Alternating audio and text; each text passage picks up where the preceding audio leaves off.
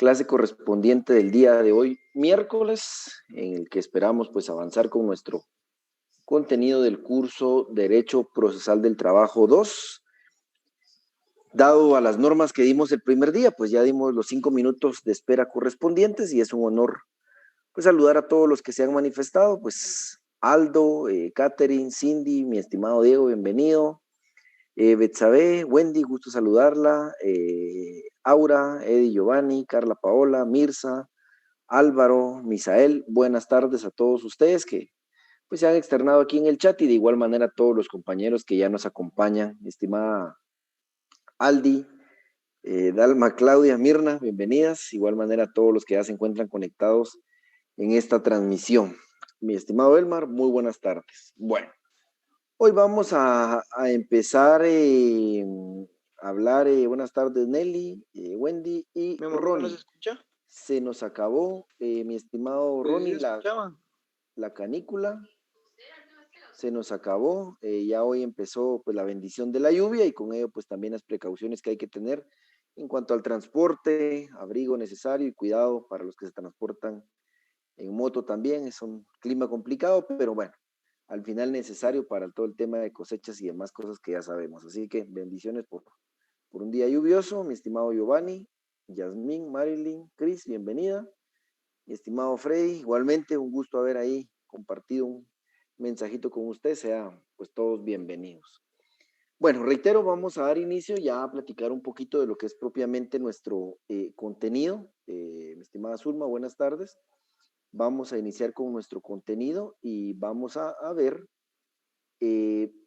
vamos a iniciar propiamente con lo que es ya el desarrollo del programa. Si ustedes pueden verlo en la primera unidad, nos habla de las, digamos, generalidades del derecho procesal colectivo del trabajo. Hoy vamos a tratar de abordar algunos temas, como lo serían la definición y la naturaleza jurídica, ¿sí? Bueno, vamos a empezar a hablar un poquito para que ustedes vayan entendiendo, para que vayamos ya acentuando en lo que hemos hablado en los dos días de clase anterior. Dentro de lo que es el derecho del trabajo en general, el derecho individual de trabajo es el que nos marca el punto de partida, ¿sí? Es el que nos da, digámoslo coloquialmente, el piso, lo que nos da el inicio, el que nos da los parámetros mínimos de los derechos que asisten al trabajador.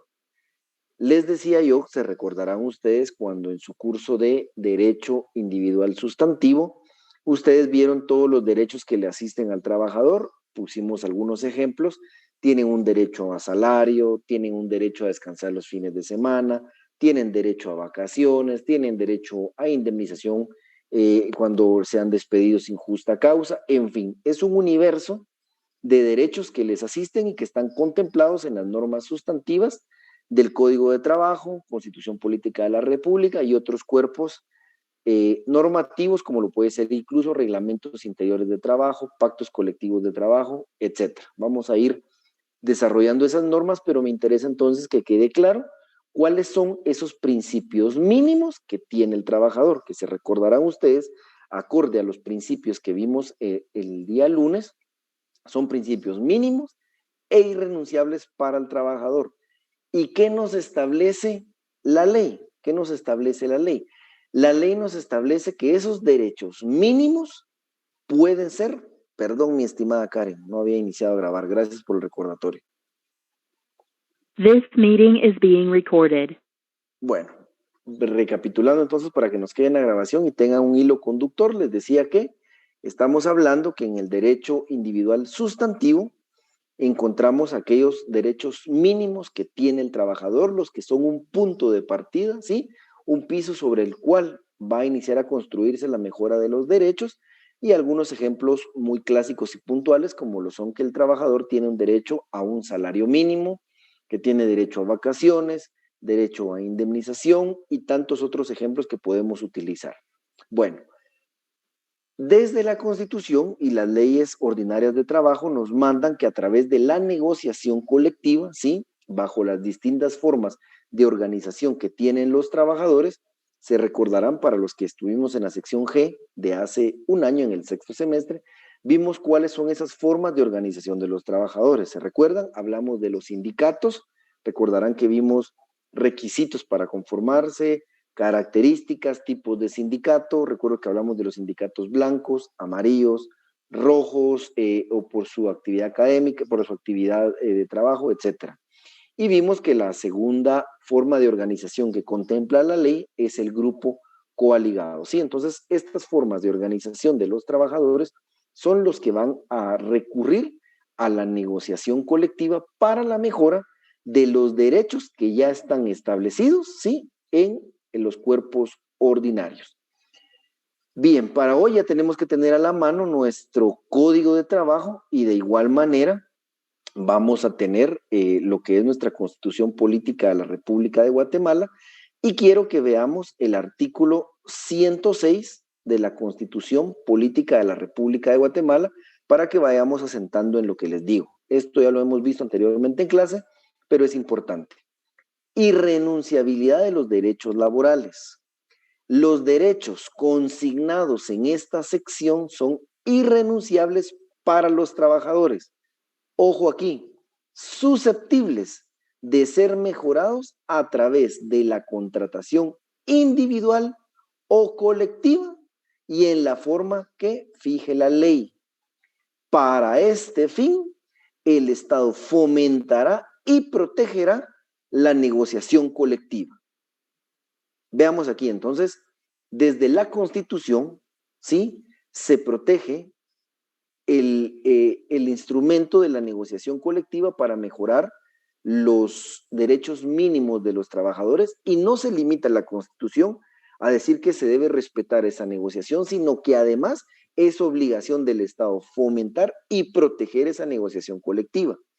En el desarrollo del curso vamos a ver que cuando se inicia una negociación colectiva, el grupo organizado de trabajadores goza de ciertas protecciones. Se recordarán ustedes, quizás es familiar el término, por ejemplo, el tema de la inamovilidad. ¿Se recuerdan cuando vimos el tema de la formación del sindicato? Que desde que se da el aviso de que un sindicato está en formación, se goza de una inamovilidad, es decir, que el patrono no puede despedir a esos trabajadores sino a través de una autorización judicial para el solo hecho de despedir al trabajador, independientemente si la causa es justa o no. Vamos a ver aquí ya en el desarrollo propiamente de la negociación colectiva, que de igual manera cuando este grupo de trabajadores inicia una negociación frente al patrono, goza también de protecciones de esta naturaleza. Eso lo vamos a ir viendo más adelante, pero me gusta que las ideas, por favor, nos vayan quedando claras en el orden.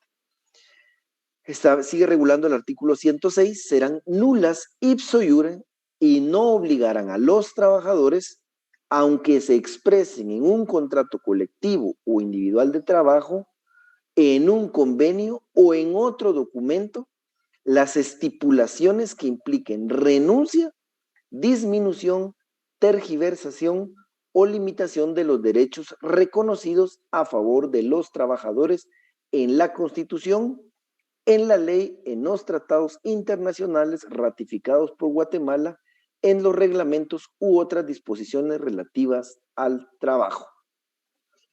¿Se recuerdan ustedes que cuando vimos hace un año derecho colectivo sustantivo, que tuve la oportunidad de compartir con varios de ustedes, este semestre pues solo estoy dando esta clase de las secciones de procesal, pero se recuerdan que vimos los pactos colectivos de trabajo, los convenios colectivos de trabajo, y vimos que vimos a grosso modo que les dije precisamente que iba a ser hasta dentro de un año, que por la bendición de Dios ahora estamos compartiendo aquí nuevamente, que íbamos a ver el proceso de negociación de estos pactos y de estos convenios, pero sí les adelanté que había una fase extrajudicial que podían arribarse a acuerdos entre los grupos organizados de trabajadores con el patrono y que estos podrían llegar a un acuerdo extrajudicial o de no haber un acuerdo, pues sería necesario acudir a la vía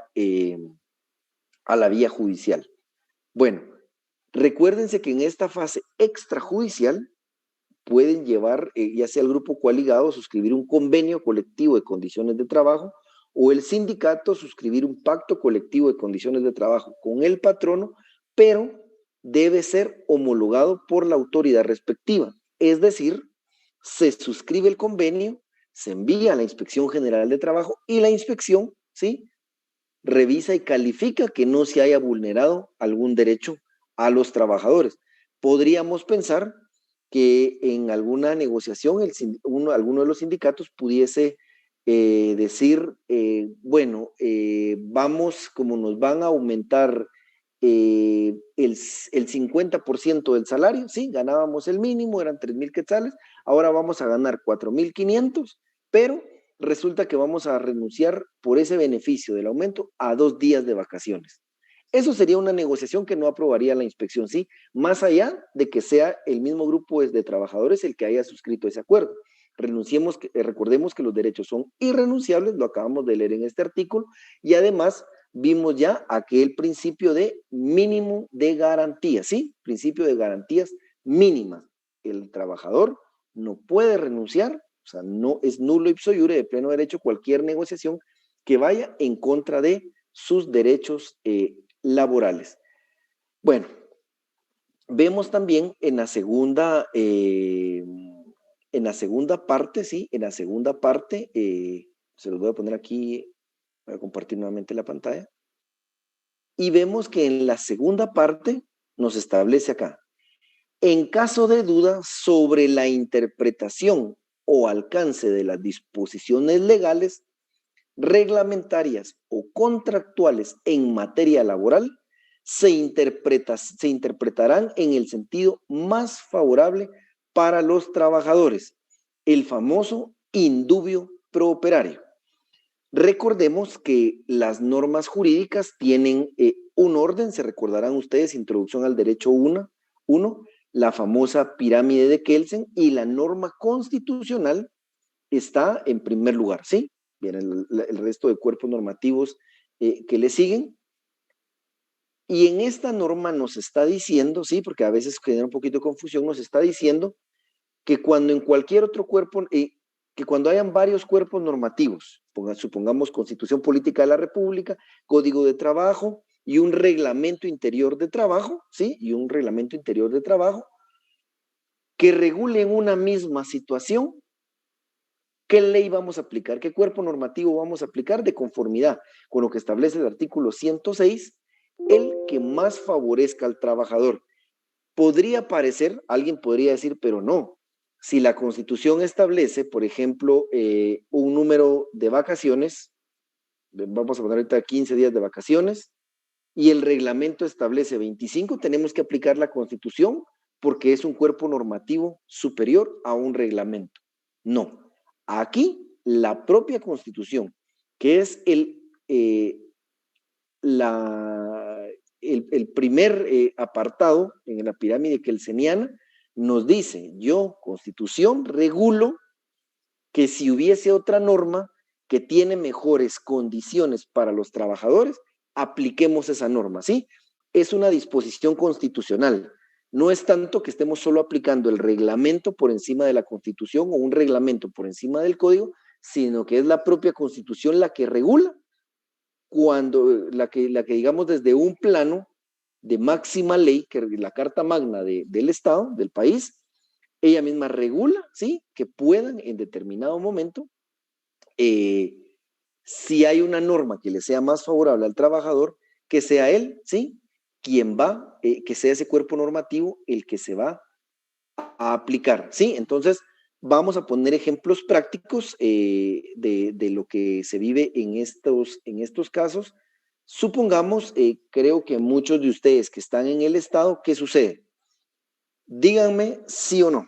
En muchas instituciones del Estado, resulta que se les otorgan a los trabajadores licencias para su examen técnico profesional. Y vamos a ver si alguien me puede apoyar ahí. Normalmente, ¿en dónde se contempla ese permiso para 10, 15 días, un mes para someterse al examen técnico profesional? ¿En qué cuerpo normativo se encuentra normalmente regulado esos derechos? Ya Catherine mencionó algo acá. ¿Servicio civil? Pues ese es alguno de los órganos, alguno de los cuerpos normativos, pero ¿Alguien más? Catherine ya lo mencionó acá, pero ¿alguien que nos pudiera dar algún ejemplo mayor? En el pacto colectivo, Ley. Exacto. Muy bien, mi estimado Rudy, ya lo había mencionado también aquí Catherine. Pedro lo mencionaba también en el reglamento. De hecho, esta norma puede aparecer en cualquiera de los cuerpos normativos que ustedes mencionaron, pero si ustedes revisan, por ejemplo, instituciones como el organismo judicial, instituciones como el Ministerio Público, esos derechos para los trabajadores se han logrado a través del pacto colectivo de condiciones de trabajo, ¿sí? Vean cómo, por ejemplo, el código de trabajo no regula dentro de sus beneficios muchos derechos que sí se regulan en el pacto.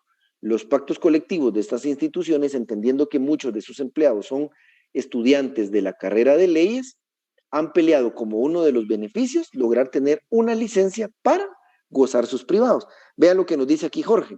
En el organismo judicial hay un apoyo económico de 3,000 quetzales para la impresión de tesis. Estas son las conquistas, ¿sí?, que ha tenido el trabajador a través de la negociación colectiva. Por eso siempre lo que les decía en la clase anterior, van inmerso. El Código de Trabajo nos marca los principios mínimos. Reitero, derecho al salario, derecho a vacaciones, derecho a descansar fines de semana, ¿sí? Lo mínimo. Y los pactos colectivos lo que hacen es mejorar estos derechos del trabajador, individualmente hablando, acorde a las probabilidades del patrono. Y me gusta, ahorita voy a Ana Lucía, y me gusta poner este ejemplo porque es algo que nosotros vivimos en la actualidad. E incluso pasa mucho, yo que tengo la oportunidad pues de ya tener algunos años litigando y más la carrera, uno hace amistades y demás, yo me topaba, no sé si algunos de ustedes lo han hecho, que algunos amigos pagaban o se suscribían al sindicato solo para gozar, creo que de algunos descansos que tienen al año. Ni siquiera pensando en otros beneficios, sino para tener derecho a ciertos descansos al año. Recuerdo algunos amigos del Ministerio Público, la cuota en aquel entonces de ese sindicato no era muy elevada, 15 o 20 quetzales, y lo pagaban porque me decían, mira, no se siente mensualmente versus el tener derecho a tener un descanso anualmente. Pero la finalidad esencial pues, de esos sindicatos es precisamente la conquista de estos derechos de trabajo. Y vemos aquí un ejemplo que nos comparte pues, Jordi en cuanto a los 3,000 quetzales que les puede apoyar para la impresión de tesis. Mi estimada Ana Lucía, una muestra de un mínimo de garantías, el ejemplo que acabo de dar, por ejemplo, el salario mínimo, ¿sí? La ley establece un salario mínimo, esa es una garantía mínima. No puede el trabajador de cualquier índole ganar menos del salario mínimo, es una garantía mínima. ¿Y qué podría obtener a través de la negociación colectiva? Un aumento de salario. Me dice si queda ahí claro, mi estimada Ana Lucía. Tiene la manita levantada. Adelante, Ana Lucía. Sí, Lick, muchísimas gracias, pero digamos mi comentario iba más guiado a ese ejemplo que puso el compañero Jordi de los 3,000 quetzales, que al final es una muestra de la aplicación de ese principio, digamos. Sí, sí, exacto. Y que es susceptible de mejora. En una renegociación del pacto, suben los costos. Probablemente, supongamos que este pacto se negoció hace 5 años, resulta que ahora el sindicato pone sobre la mesa una nueva negociación 5 años después. Señores del organismo judicial, de la Corte Suprema de Justicia, quiero decirles que el beneficio que pues gratamente nos dieron hace 5 años ya no es suficiente en virtud de los costos de impresión, juegos que piden las universidades, juegos que pide el Colegio de Abogados, juegos que piden ustedes mismos en la Corte. Entonces ahora pedimos que el bono para impresión de tesis ya no sea de 3,000, sino de 5,000. Son susceptibles de mejoras, nunca de disminución. No podría la Corte decir, ¿saben qué? Les negociamos darles 2 días más de licencia, pero que el bono ya solo sea de 2,500 porque no tenemos mucho recurso económico. No, estos derechos son irrenunciables, solo susceptible de mejoras.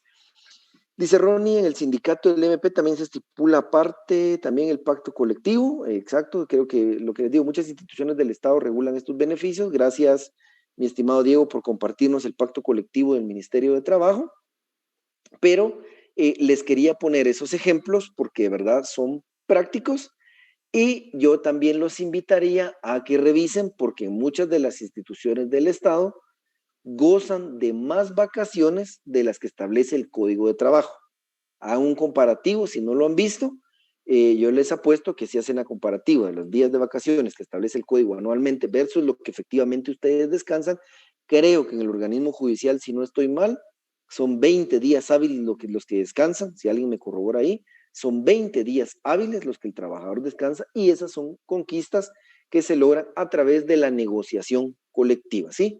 Me dicen, por favor, si van quedando en orden las ideas que he ido expresando o si hubieran dudas, ya sabe que con muchísimo gusto las vamos a ir resolviendo. Bueno, vamos a iniciar ahorita con un tema que es la definición del derecho procesal colectivo.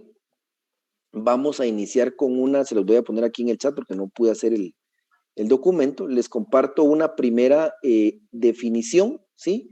Una primera definición de derecho procesal general, ¿sí? Vamos a dar una pequeña lectura y vamos a compartir después ya lo que es una definición del derecho propiamente procesal colectivo.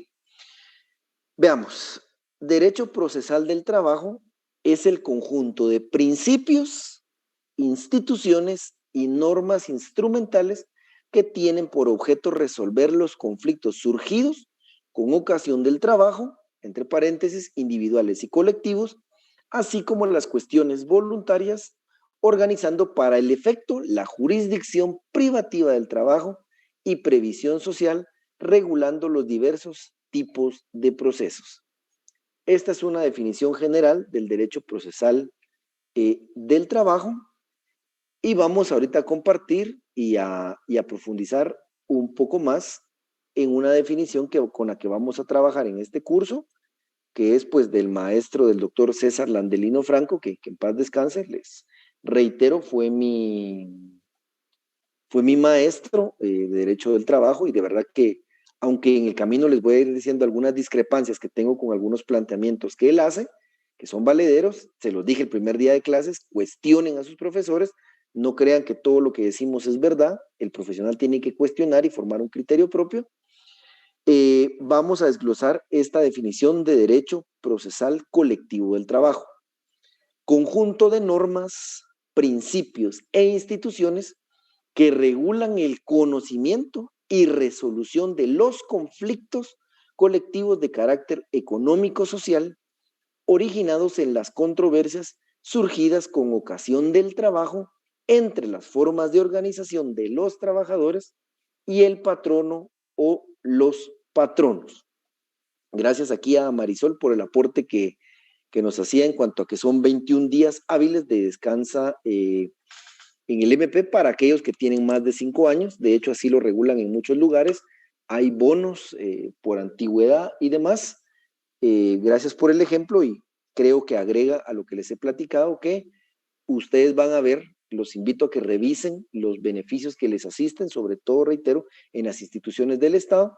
Muchos de los derechos que actualmente ustedes gozan, como periodo de vacaciones, como bono de Navidad, creo que hasta en las instituciones tienen nombres coloquiales los bonos, no sé si el bono del pescado para Semana Santa, el bono de Reyes en el MP, me corrigen si estoy mal, pero recuerdo que los amigos que trabajan en estas instituciones gozan de ciertos bonos que les ha dado la negociación colectiva. Los invito a que ustedes indaguen y se van a dar cuenta que muchos, reitero, de esos bonos, que los días de descanso, que descansos que puedan tener entre Navidad y Año Nuevo, el bono del tamal, dice Yasmín, son productos de una negociación colectiva. Los invito a que puedan ver ese tema.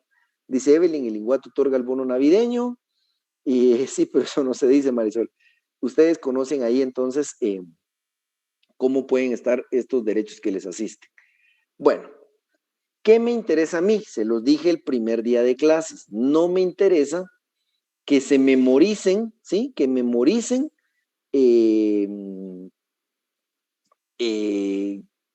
que se memoricen ustedes alguna definición específica. Eso no nos sirve, ¿sí? No nos sirve para los efectos prácticos, para los efectos de la vida, para los efectos de la aplicación del derecho del trabajo en general y muy específicamente el derecho procesal colectivo. No me interesa que se aprendan una definición de memoria si no la entienden. Entonces, La vamos a ir desglosando y me interesa que ustedes puedan ir formando una definición propia de algunos elementos básicos que podamos tratar. Bueno, nos establece la definición, conjunto de normas. ¿Qué entendemos por normas? La norma jurídica, todo el andamiaje jurídico, los cuerpos normativos que regulan el derecho de trabajo. Entiéndase, Constitución Política de la República, entiéndase Código de Trabajo, entiéndase Reglamento Interior de Trabajo. Adelante, mi estimada Kimberly.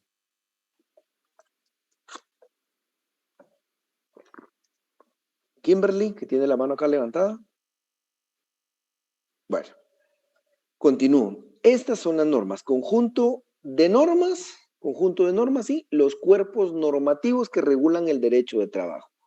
Principios. ¿Se recuerdan que platicamos la semana, el día lunes, en la clase anterior de ellos, los principios, que los vamos a ver nuevamente, vamos a profundizar sobre los principios propiamente del derecho procesal colectivo en la siguiente clase, pero es lo que les decía, que son aquellas bases fundamentales, ¿sí? Los principios filosóficos que son los que sostienen a una determinada rama del derecho, ¿sí? Los principios son aquellos que no van a variar, son aquellos fundamentos que van a regir las normas que se van a ir regulando, sobre los cuales descansa determinada rama del derecho. Entonces vamos a ver los principios que se van a ir aplicando, dentro de los cuales vale la pena mencionar que también vamos a encontrar los principios generales del derecho, que son los que vimos en la clase del día lunes. Instituciones, ¿sí? Instituciones, estas las vimos el año pasado, las instituciones del derecho colectivo del trabajo. Aquí encontramos los contratos colectivos de trabajo, pactos colectivos de trabajo, convenios colectivos de trabajo, los sindicatos en todas las formas que los vimos. Reitero, vimos, se conforman en atención a sus agremiados, en atención a su relación con el patrono, en atención a su actividad comercial, etcétera. Todo lo que desarrollamos hace un año en derecho colectivo del trabajo.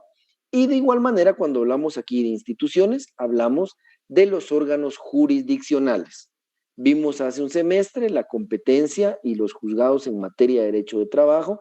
Se recordarán, ahí hablamos de juzgados de paz, juzgados de primera instancia, salas de trabajo. Vamos a ver que aquí también, dentro del proceso colectivo de trabajo, tiene intervención, en un caso muy particular, la Corte Suprema de Justicia, y eso es todo el aparato del organismo judicial que interviene dentro de el derecho procesal colectivo. Entonces tenemos conjunto de normas, principios e instituciones que regulan el conocimiento y resolución de conflicto de carácter económico-social. Me interesa que entonces analicemos que dentro del derecho colectivo de trabajo, cuál es el fondo máximo, qué vamos a entrar a conocer, el conflicto colectivo de carácter económico-social, es decir, ese pleito o esa lucha que tienen el grupo organizado de trabajadores frente al patrono por la mejora de los derechos del trabajo, ¿sí?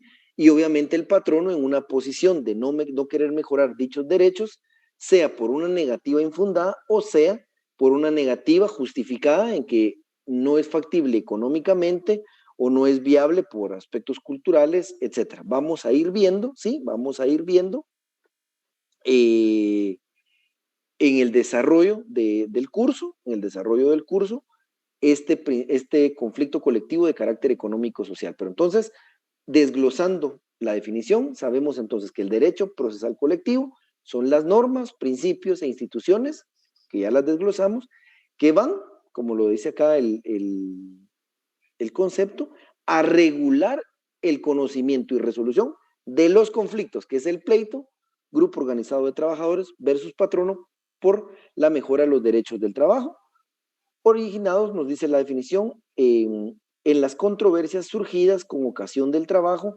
entre las formas de organización de los trabajadores y el patrono o los patronos. Vamos a ver, solo para dejar también destacar algunos aspectos, yo les decía la vez anterior que tenemos que tener presente que la relación de trabajo inicia, ¿sí?, con la sola prestación del servicio, ¿sí? ¿Por qué hago énfasis en esto? Se los mencioné la vez anterior. Se ha dado en los últimos años una práctica dilatoria que es interponer una excepción, tratando de sorprender al juez en la buena fe, argumentando que no existía una relación de trabajo, sino una prestación de un servicio mercantil. Eso se da mucho en la práctica. Señor juez, se interpone excepción de falta de competencia en virtud que no era una relación de trabajo. Esto es una relación de prestación de servicio. Yo le pagaba a una empresa y ellos eran los que nos daban los servicios de limpieza, o fue contratado simplemente para vender un producto dentro de una relación mercantil, ¿sí? De productos en consignación y no una relación de trabajo como él la pretende hacer valer. Entonces, es bueno que tengamos presente que cuando hablamos dentro de la definición de lo que es una relación de trabajo, no importa que no haya un contrato como tal, sino que la sola prestación de servicios es la que nos va a dar inicio a la relación de trabajo. Y solo para ser enfático en el área del conflicto colectivo de carácter económico-social, dejarles en claro, o que ustedes aprendan a hacer ya la diferenciación, que cuando hablamos de derecho individual de trabajo, como se los dije, y cuando acudimos al juicio ordinario, lo que buscamos en el juicio ordinario es la aplicación de un derecho, ¿sí? La aplicación de un derecho. Eso es lo que buscamos en el juicio ordinario laboral.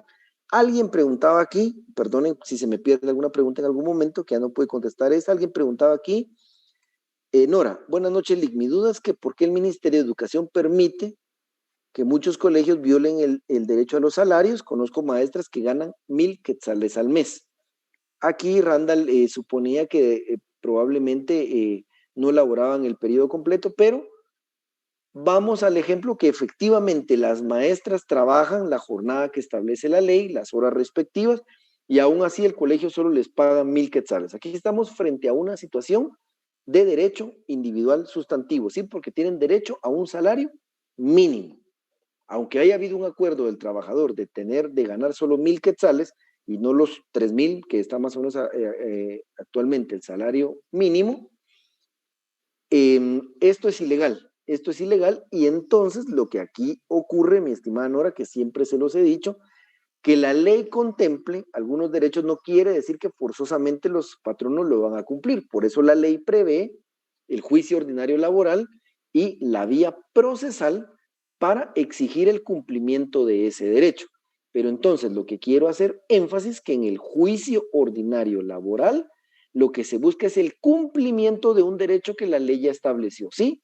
Ese derecho ya le asiste al trabajador, no hay que írselo a crear, la ley ya previó que tiene derecho a un salario mínimo, simplemente es acudir con el juez, señor juez, lamento informarle que esta persona, el patrono, en el colegio no cumplió con el derecho que me asiste y por favor yo necesito que me paguen mi salario mínimo completo que no me ha pagado durante los 6 meses. El juez en su fallo, ¿sí? El juez en su fallo va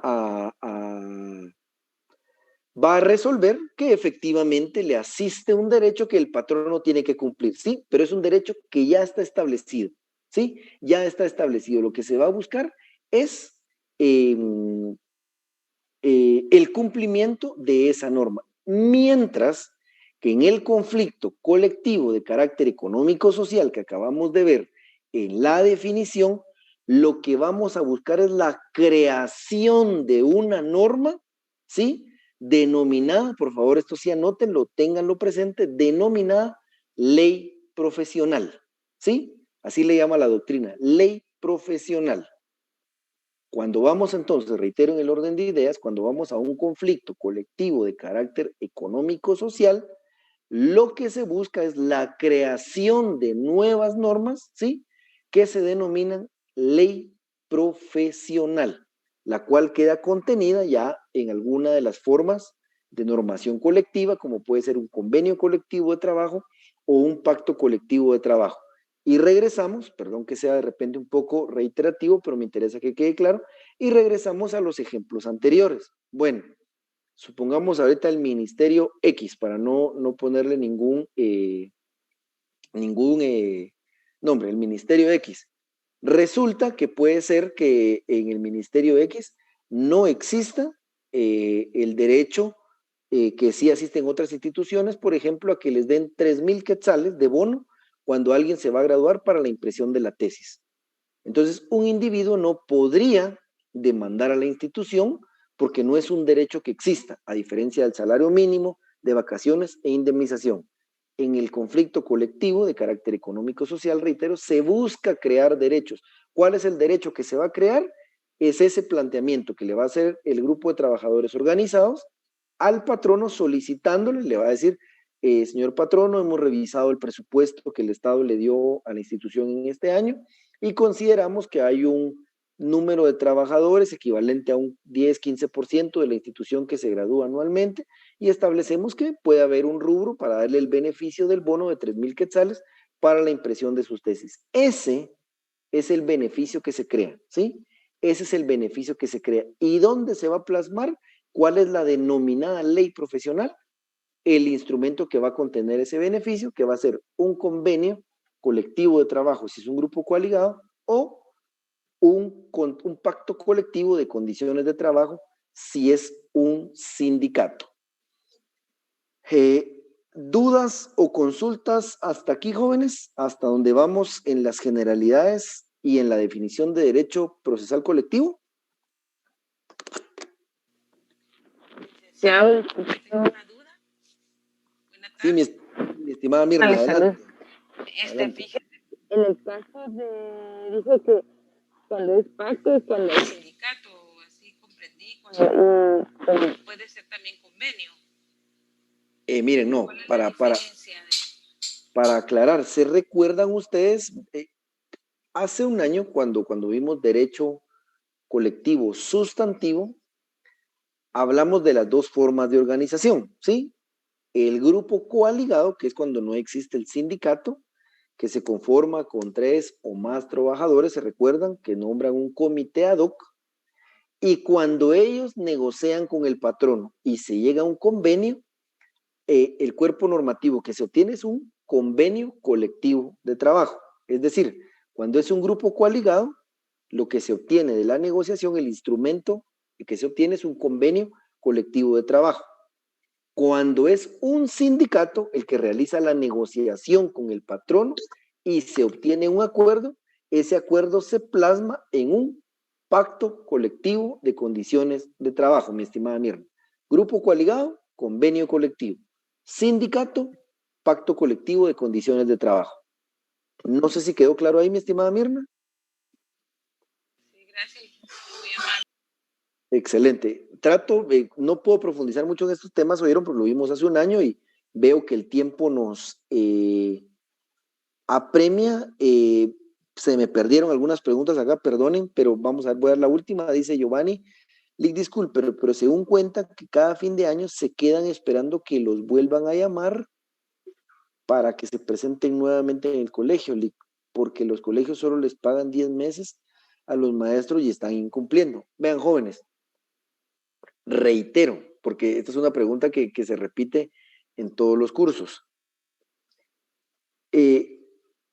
La ley, obviamente, por sí misma no puede obligar o no tiene un poder coercitivo inmediato sobre el patrono. Como decimos en buen chapín, no podemos doblarle el brazo en ese momento al patrono para que cumpla con la ley.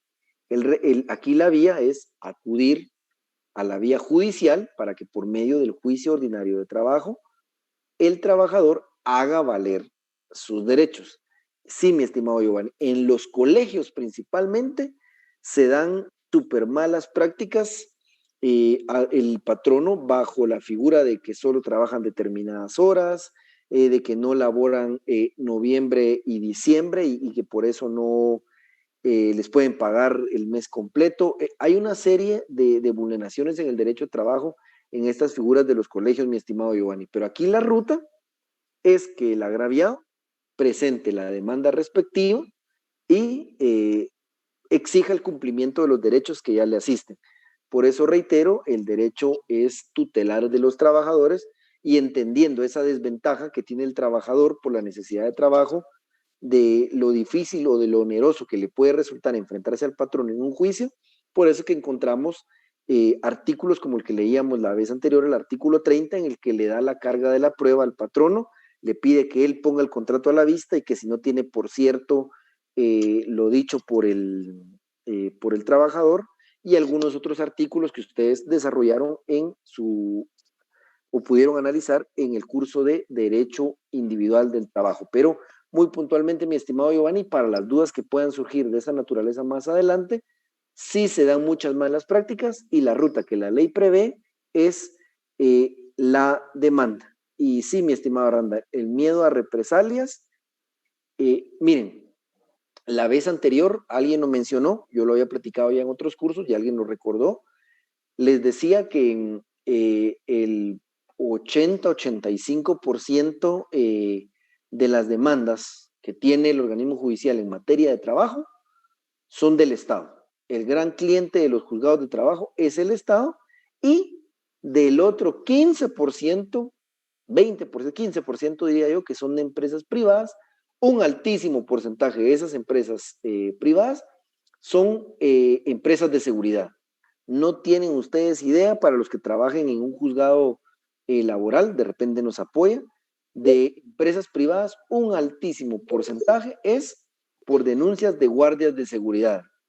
De verdad que las condiciones en las que tienen a los guardias de seguridad, eso es una explotación laboral, los turnos que laboran, los pagos que les dan, pero lastimosamente, como es gente de baja escolaridad, tienden a aceptar estas condiciones.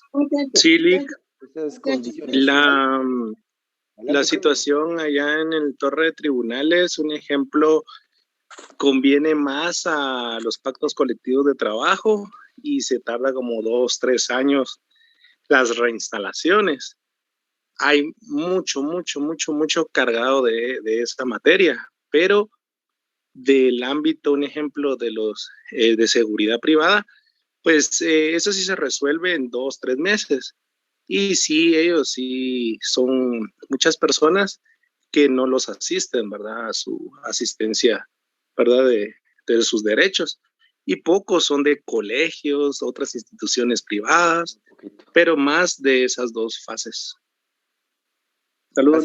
Gracias, mi estimado Freddy, por el aporte. Sí, lo que les decía, vean, se combinan varios factores, decía Braulio, desconocimiento, Randall decía por temor a represalias, de todo. Dentro de ese gran universo de profesionales de trabajadores de las entidades privadas que no demandan, es por dos temas. Primero, el temor a represalias. Ante la crisis, prefiero ganar un poquito que por ir a demandar me van a pagar tal vez 2 meses, me van a complementar el salario, pero me despiden, y ¿dónde más dónde más consigo trabajo? Entonces prefiero en esta crisis aguantar con un poquito que alcance para los frijolitos, como decimos en buen chapín, aunque la calidad de vida no sea buena y no me estén respetando el derecho de trabajo. Dentro de esas represalias, es increíble, se recuerdan ustedes, lo abordamos también hace un año, es increíble cómo algunas empresas, cuando formulan, ustedes llenan una solicitud de empleo, una de las preguntas recurrentes es, diga usted si ha pertenecido a un sindicato. Diga usted qué piensa de los sindicatos. Recuérdense que ahora muchas empresas privadas tienen sus departamentos de recursos humanos o contratan empresas que se dedican al área de recursos humanos, y dentro de las entrevistas es increíble que incluso algunas de las preguntas, ¿qué opina de los sindicatos? ¿Qué opina de la organización de los trabajadores? ¿Qué opina? E incluso evalúan si usted tiene tendencias a formar sindicatos, y el resultado es que no le dan trabajo. Ese es el resultado. Ese es de los miedos también de las represalias que pueden surgir a futuro si usted demanda. O lo pueden investigar, y si resulta que van al centro de servicios auxiliares y corroboran que usted ha presentado demandas en contra de un patrono, ya no le dan el trabajo. Entonces, es por temor a esas represalias, como dice Braulio, por desconocimiento. En el caso de las empresas de seguridad, vean, se los cuento, hay colegas que pues de verdad son, creo yo, vivos, de verdad que vivos. Ahora hay colegas que ven que es recurrente los abusos con los guardias de seguridad. Y reitero, no les pagan lo que es, no les dan vacaciones, cuando los despiden, los dejan, no les pagan su indemnización. Entonces lo que sucede ahora es que hay colegas que han identificado a ciertas empresas de seguridad, y entonces lo que hacen ya es agarrar trabajadores en grupo. Ahí creo que le siente un poquito más de sabor económico, aunque se tarden los meses que se tarda, como decía Freddy, pero ya no es lo mismo llevar el caso de un agente de seguridad que 10, 15 o 20, que me parece una práctica buena, poder encontrar un nicho donde pueden ofrecer los servicios profesionales. Perdonen que se me van a ir quedando ya las preguntas abajo. Dice, Lick, yo trabajo en una empresa de seguridad y hay guardias que pasan hasta 2 años y no les pagan las irrenunciables. Para que vean lo que les digo, no les miento, eso es lo que se da en la práctica. Mi estimado Ángel Sea, qué gustazo saludarlo. Dice, el temor de no ser contratado por el patrono anterior, lo que les decía, los investigan. Créanme que las empresas privadas investigan si alguien ha formado parte de un sindicato o si alguien ha demandado anteriormente. Dice Randall, dio en el clavo, me he topado con ese tipo de solicitudes donde indagan si uno ha formado sindicato. Dice Jordi, tiempo atrás en una compañía telefónica, un grupo de empleados quiso formar un sindicato, la empresa privada simplemente optó por despedirlos. Para los que estuvieron conmigo hace un año, ¿se recuerdan? Por favor, me dicen si alguien se recuerda y lo escribe. Para los que estuvieron conmigo, yo les hablé de un caso de Petén. Vamos a ver si alguien se acuerda. Se los dije que era bien sonado, les dije que lo investigaran, porque fue un caso muy sonado de trabajadores que quisieron formar un sindicato, fueron despedidos. A ver si alguien se recuerda de ese caso. Gracias, mi estimado Jordi, por ese ejemplo. Yo sabía del caso muy sonado de una empresa en Petén, a ver si alguien se acuerda. Dice Evelyn, gracias Evelyn, vamos a darle una consulta, hasta la que se me había quedado atrás. Respecto a la resolución emitida el 15 de julio del presente año mediante expedientes 4.958 y 5.136, donde pareciera que se está favoreciendo al CACIF y que de aquí en adelante se contratará por horas, ya no tendrá pasivo laboral, es no retroactivo, la resolución fue emitida por la Corte de Constitucionalidad. Recuérdese, mi estimado Aldi, que la ley no tiene efecto retroactivo, salvo en materia penal cuando favorezca al reo.